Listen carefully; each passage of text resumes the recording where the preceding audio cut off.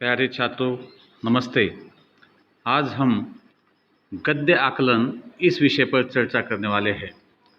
हमारे बोर्ड प्रश्न पत्र में प्रश्न क्रमांक 5, जिसमें जो अ भाग होता है, इसमें गद्य आकलन के लिए एक परिच्छेद गद्यांश दिया जाता है, जिसे हमें पढ़ना होता है और पढ़कर 4 प्रश्न तैयार करने होते हैं। आपके सामने स्क्रीन पर गद्य आकलन का एक परिच्छेद दिया गया है। हमें एक ध्यान में रखना चाहिए कि ये जो गद्य आकलन के लिए जो परिच्छेद दिया जाता है वो 100 से लेकर 120 शब्दों तक होता है और ये अपठित गद्यांश होता है, अर्थात यह गद्यांश हमारे पाठ्य पुस्तक से नहीं होता। तो हमें कौन सी सावधानी बरतनी होती है कि इस गद्यांश को हमें ध्यानपूर्वक पढ़ना होता है।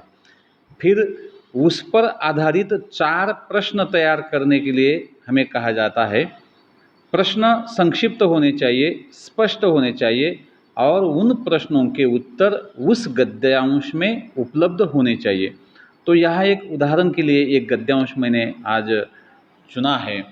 तो देखिए, मैं प्रश्न पढ़ रहा हूँ। निम्नलिखित गद्यांश पढ़कर ऐसे 4 प्रश्न तैयार कीजिए जिनके उत्तर गद्यांश में एक एक वाक्य में हो। तो चलो हम पहले गद्यांश पढ़ते हैं, फिर उस पर कौन से प्रश्न हम बना सकते हैं उनके बारे में हम चर्चा करेंगे। पुस्तक का मानव जीवन में बहुत महत्व है। मानव ने सर्वप्रथम पुस्तक का आरंभ अपने अनुभूत ज्ञान को विस्मृति से बचाने के लिए किया था। विकास के आदि काल में पत्ते, ताड़पत्र, ताम्रपत्र आदि साधन इस ज्ञान संग्रह के सहायक रहे हैं। ऐसा पुस्तक का इतिहास स्वयं बताता है। पुस्तकें मानव को अपना अनुभव विस्तृत करने में सहायक होती है। साथ ही उन्होंने अपने पूर्वजों के सभी प्रकार के कृत्यों को जीवित रखने की जिम्मेदारी भी संभाली हुई है।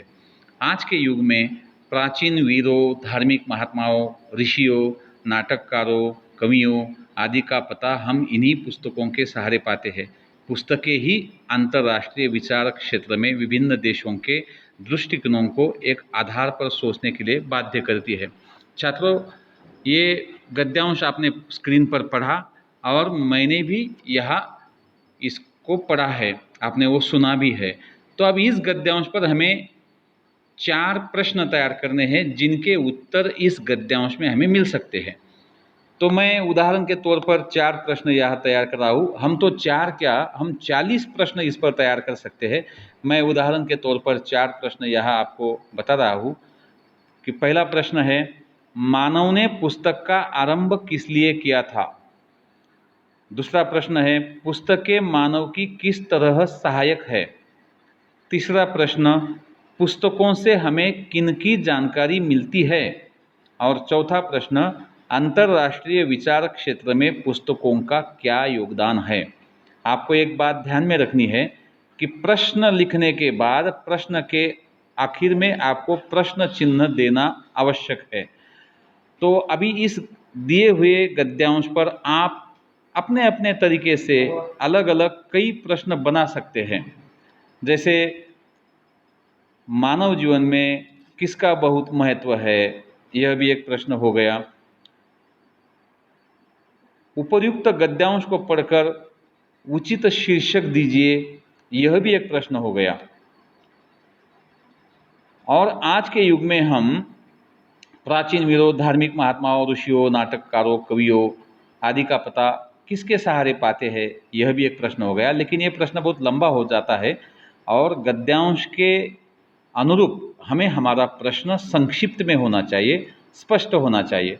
इसलिए हम यह प्रश्न यहाँ बना सकते हैं कि पुस्तकों के सहारे हम कौन सा ज्ञान प्राप्त कर सकते हैं। तो छात्रों, गद्य आकलन यह बहुत ही सुलभ और आसान प्रश्न है। हमें इस प्रश्न में कुल 4 अंक आसानी से मिल सकते हैं। तो आपको जो आप गद्यांश पढ़ते हो उस गद्यांश पर आप प्रश्न तैयार करने का प्रयास जारी रखें। धन्यवाद।